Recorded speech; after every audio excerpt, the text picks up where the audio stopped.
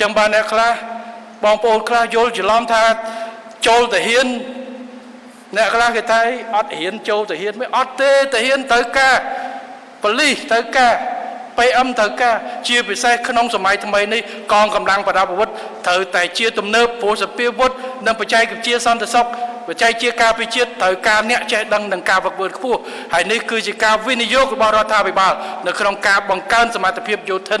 កងនគរបាលជាតិនិងកងរាជអាវុធហត្ថដែលយើងត្រូវធ្វើទៅមុខការវិនិយោគសម្រាប់ជាតិរបស់យើងធ្វើឲ្យខ្លះទុកនិយាយបិទទ្វារតែបងប្អូនចាំមើលចោះទុកឲ្យឆ្ងល់សិនតែអ្វីដែលខ្ញុំនិយាយគឺការពង្រឹងសមត្ថភាពរបស់យើងពាក់ព័ន្ធនេះក៏វាពាក់ព័ន្ធទៅនឹងរឿងច្បាប់កាតព្វកិច្ចឥឡូវយើងមានសជីផ្កាប់យើងនឹងធ្វើឲ្យសជីផ្ងាខ្ញុំបាននិយាយឲ្យមូលហេតុអីបានយើងមានសជីផ្កាប់បានសាក់ធំធំច្រើនជាងសាក់តូចដោយសារតាំងពីយើងនយោបាយឈ្នះមកការរើសតបថ្មីយើងអត់សូវមានការបញ្ចេញតបក៏មានហើយយូរឆ្នាំតាមច្បាប់នៃលក្ខន្តិកៈស្ដីពីលក្ខន្តិកៈកងយោធពលកែមរៈគឺដល់ឆ្នាំបើសិនមិនកលប្រអប់ទេគឺគាត់ឡើងយើងមិនអាចអយុត្តិធម៌មិនឲ្យគាត់ឡើងតែឡើងទោះបីឡើងត្រឹមកម្រិតណាមួយដល់អញ្ចឹងបានយើងមានពេលខ្លះយុទ្ធជនដល់នាយចំណងឬមួយអីនោះបាទយុទ្ធជនមិនន័យថាគាត់នៅទៀបជាងគេបន្តមកមានមេពូតែយើងត្រូវទៅឲ្យគាត់តែទៅថ្ងៃមុខច្បាប់កាតព្វកិច្ចនេះនឹងជួយពង្រាយបើន័យថាអ្នកដែលចូលកាតព្វកិច្ចគឺអត់មានសាក់ទេតាមការគិតគូរដំបូងតើតែគាត់ចប់2ឆ្នាំបានពេលដែលគាត់ចូលនិវត្តន៍មានសាក់ស្អីមួយហើយអ្នកនឹងគាត់អាចដាក់ពាក្យសុំជាទាហានអាជីពបានចូលមកតាមនឹងទៅរហូតដល់ពេលដែលគាត់ត្រូវចូលសាក់ឲ្យចូលនិវត្តន៍ចូលទេយោធិនបំរុងបាទអញ្ចឹងទៅថ្ងៃក្រោយចំនួននាយទាហានរងដែលឥឡូវយើងបូកសរុបទៅនាយទាហានរងចង់70មិនឲ្យដល់មកសប៉ាននៅជើងគោកយើងដូចចង់70%ជាង75ឬមួយចង់80%ហើយនាយទាហានរងទៅដល់នាយទាហានពលទាហានមានតែ15%ទេទៅថ្ងៃក្រោយយើងនឹងពង្រីកពលទាហានឲ្យច្រើនតាមរយៈការបំពេញកាតព្វកិច្ចទី2យើងនឹងមានកងទ័ពបំរុងអ្នកដែលចប់2ឆ្នាំនេះគាត់នឹងចូលទៅក្នុងយោធិនបំរុងរហូតដល់អាយុ45ឆ្នាំបាទមានអ្នកខ្លះសួរថាម៉េចក៏45មិន40មិន50ប្រទេសនេះគេធ្វើចេះប្រទេសនោះគេធ្វើចុះរឿងប្រទេសគេធ្វើរឿងគេកម្ពុជាធ្វើរបៀបកម្ពុជា45ឆ្នាំខ្ញុំតាពេញកម្លាំងល្មមហើយប្រជាពលរដ្ឋយើងអត់ខ្វះទេអ្នកដែលមួយឆ្នាំគាត់ទៅប៉ប៉5-10ម៉ឺនអ្នកដែលគ្រប់អាយុអញ្ចឹងនៅក្នុង45ឆ្នាំបាទគាត់នៅកម្លាំងរងមាំគាត់នៅអាចជួយបានអញ្ចឹងយោធិនបំរុងនេះយើងនឹងត្រូវបង្កើតអង្គភាពបំរុងនេះក្រៅពីអង្គភាពអាជីពពេញម៉ោងគឺអង្គភាពបំរុងដែលមួយឆ្នាំឧទាហរណ៍កងពលបំរុងអញ្ចឹងគឺមាននាយទាហានអាជីពប្រមាណ%ជាក្បាលម៉ាស៊ីនហើយក្នុងនោះយោធិនបំរុងយោធិនកាតព្វកិច្ចនេះដែលគាត់ទៅជាយោធិនបំរុងក្នុងម្នាក់ក្នុងមួយឆ្នាំដោយគាត់ត្រូវមកបំពេញកាតព្វកិច្ចមួយសប្តាហ៍2សប្តាហ៍ហ្នឹងយើងកំពុងគិតគូរគ្នាអញ្ចឹងគាត់នឹងវិលជុំមកបាទបំពេញសាច់អញ្ចឹងគាត់ហាត់ជាប់មួយឆ្នាំដោះខាត់មួយឆ្នាំបាន2អាទិត្យក៏បានបាទអានេះគឺជាការរៀបចំអញ្ចឹងមានការយើងអត់ចាំបាច់មើលថែទាំ20កងពលទេយើងថែទាំតែ4កងពលសល់6ទៀតបំរុងមានការយើងបង្កើនភ្លាមហើយអត់មានដលងមូលទេមកសិនអ្នកដែរធ្វើការហើយក្រៅពីនោះបើសិនជាប្រព័ន្ធនឹងកងពលអត់គ្រប់យើងនៅមានប្រជាពលរដ្ឋយើងដែលមានចំណេះដឹងជំនាញមួយដែរដោយនៅសិង្ហបុរីតបអាជីពរបស់គាត់តែ60000នាក់ទេហើយ80000នាក់បើមានសភាពការគាត់ហៅអង្គភាពបំរុងអាចកើនទៅដល់20000នាក់តែបើប្រទេសជាតិចាំបាច់គាត់មាន1លាននាក់នៅក្នុងប្រទេសដែលបានវឹកវើត្រៀមមួយតើនេះគឺជាការត្រៀមលក្ខណៈរយៈពេលវែងហើយសួរថាចុះយើងត្រៀមធ្វើតែសង្គ្រាមអីក៏យើងចង់បានសន្តិភាពអត់ទេអ្នកដែលបដោះបដាជាទាហានបំរុងចប់24ខែនេះគឺជាធនធានមួយដែលរដ្ឋបានវិនិយោគ24ខែ នៅក្នុងការបដោះបដាលនៅក្នុងការបំពន់ការងារនៅក្នុងការគាត់ឲ្យមានជំនាញដើម្បីចេញទៅជាធនធានរបស់ប្រទេសជាតិអញ្ចឹងយើងអត់ខាតទេយើងចំណេញប៉ុន្តែអ្វីដែលចំណេញធំបំផុតគឺការបណ្ដោះនៅគំនិតស្នេហាជាតិហ៊ានលះបង់គ្រប់ពេលវេលានៅពេលជាតិត្រូវ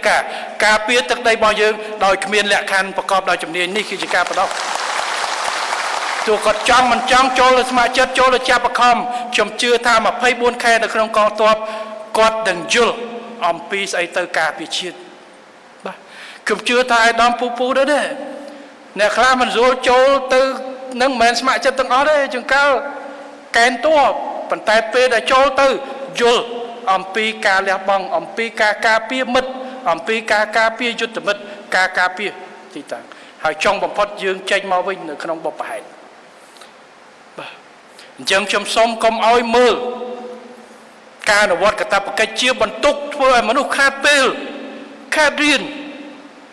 គួរតែវាថាជាឱកាសសម្រាប់យើងតបស្នងទៅប្រទេសកម្ពុជារបស់យើងដល់កំសត់មួយនេះបងប្អូនខ្ញុំឃើញថ្ងៃមុនជាតាម៉ាឡេស៊ីជាតាគាត់សរសេរខ្ញុំដូចប្រមាណឃ្លាខ្ញុំគាត់ថាប្រទេសមួយនេះបានផ្ដល់ឲ្យយើងច្រើនណាស់វាគួរតែយើងចូលរួមការពារវា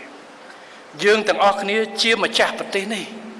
អញ្ចឹងគ្មានពីណាចូលរួមការពារប្រទេសនេះធ្វើឲ្យប្រទេសនេះល្អក្រៅពីយើងទេយើងមានចំណែកនៅក្នុងប្រទេសនេះហើយប្រទេសមួយនេះដែលផ្ដល់ឲ្យយើងនៅអត្តសញ្ញាណនិងកិត្តិយសជាខ្មែរបាទបើប្រទេសនេះរឹងមាំប្រទេសនេះមានកេរ្តិ៍ឈ្មោះល្អយើងទៅណាក៏មានរឹងមាំកេរ្តិ៍ឈ្មោះល្អដែរអញ្ចឹងវាជាកាតព្វកិច្ចយោធានេះជាមធ្យោបាយមួយជាយន្តការមួយសម្រាប់ឲ្យអ្នកទាំងអស់គ្នាមានឱកាសបម្រើប្រទេសជាតិគ្មានអីធំជាងការលះបង់ត្រៀមលក្ខណៈនៅក្នុងការលះបង់អាយុជីវិតដើម្បីការពារទឹកដីនោះទេដែលថាស្នេហាជាតិនោះបាទយើងនឹងខិតខំគិតគូរអំពីផ្ដល់អីកុំឲ្យប៉ះពាល់អីប៉ុន្តែมันអាចឲ្យដូចគ្នាទាំងអស់នោះទេมันអាចគ្រប់ពេលទាំងអស់គ្រប់វេលាទាំងអស់มันអាចថាដល់ពេលហើយទេខ្ញុំជាប់ប្រពន្ធពោះធំសុំផ្អាកម្ដាយជឿធ្ងន់អូខ្ញុំជាប់កម្រោងនេះ2ឆ្នាំទៀតបាត់ចប់ស្អីអញ្ចឹងដើម្បីយុត្តិធម៌ទាំងអស់គ្នាយើងត្រូវតែសុំកុំឲ្យមើលវាជាការលះបង់ការខាតរបស់ខ្លួនមើលវាជាឱកាសដែលខ្លួនឯងជាកូនប្រុសម្នាក់ដែលមានសមត្ថភាពនិងមានដើមទ្រូង5ម៉ាត់ចូលបម្រើជាតិមាតុភូមិរបស់យើងហើយត្រៀមរហូតដល់45ពេលជាតិត្រូវការហ៊ានមកបើសិនជាយើងយកនឹងជាគោលលែងព្រួយបារម្ភរឿងខាតអីតិចតួចខ្ញុំមើលនៅកាលខ្ញុំរៀននៅសាលាតាហ៊ានខ្ញុំមានមិត្តភក្តិម្នាក់កាន់សាសនាម៉ូមិនដែលគាត់ធ្វើគ្រូសាសនាដើរគ្រប់ពិភពលោកកាតព្វកិច្ចរបស់គេគឺក្នុងមួយជីវិតគេត្រូវតែ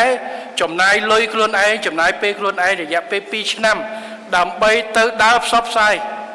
សាសនាគ្រឹះហើយសាលាអនុញ្ញាតព្រោះសាលាតាហ៊ានមិនងាយទេសាលាអនុញ្ញាតវាសុកចិត្តខាត2ឆ្នាំមកទទួលសញ្ញាបត្រក្រោយ2ឆ្នាំតែកាតព្វកិច្ចលះបង់ហើយធ្វើដំណើរលុយខ្លួនឯងទៀតដើម្បីធ្វើអានឹងរឿងសាសនាខ្ញុំមិននិយាយចង់និយាយរឿងសាសនាប៉ុន្តែរឿងលះបង់សម្រាប់អីខ្ញុំមិនដឹងប៉ុន្តែលះបង់ដើម្បីជាតិហើយជាពិសេសនៅបទពិសោធន៍ថ្មីដែលយើងទៅឆ្លងកាត់ទៀតកុំអាចចាប់ភ្លេចយើងត្រូវត្រៀមលក្ខណៈកុំឲ្យវាកើតមាននៅក្នុងអនាគតទៀតហើយគ្មានពីណាក្រៅពីកូនខ្មែរយុវជនរបស់ខ្មែរដើម្បីត្រៀមចូលរួមការពារទឹកដីរបស់យើងនោះទេអញ្ចឹងការរៀបចំកាតព្វកិច្ចយោធាសូមកុំមើលវាជាបន្ទុកឬមួយក៏ថាជាការខាតបង់របស់ខ្លួនសូមមើលវានៅក្នុងជាមហាកិត្តិយសមួយហើយសូមឲ្យគ្រួសារនីមួយហើយសូមឲ្យក្មួយនារីដែលមានជាសង្សារជាអីលើកទឹកចិត្តឲ្យចូលណាហើយឪពុកម្ដាយបើថាពីណាដែលជាប់កាតព្វកិច្ចឲ្យលើកកូនឲ្យផង ដើម្បីបំផុសស្មារតីរួមគ្នាទាំងអស់គ្នាការពិជាតិនេះច្បាប់កាតព្វកិច្ចហើយសង្ឃឹមថានៅក្នុង10ឆ្នាំទៀតយើងនឹងមានយុវជនជាច្រើនដែលបានបម្រើជាតិមាតុភូមិមិនមែនតែក្នុងជួរអាជីពនោះទេប៉ុន្តែទាំងអស់គ្នាហើយសំខាន់យើងងាកទៅឥឡូវយើងទៅសិង្ហបុរីខ្ញុំអាចមើលទៅបុគ្គលិកស៊ីវិលអីទាំងអស់យើងអាចដឹងថាអ្នកទាំងនេះធ្លាប់ហត់លត់ដំស្រួយតាហ៊ានហើយ8 10 ខែ 24 ខែប្រជាជនណាមួយក៏អាចការពារអានេះគឺជាមោទនភាពរបស់យើង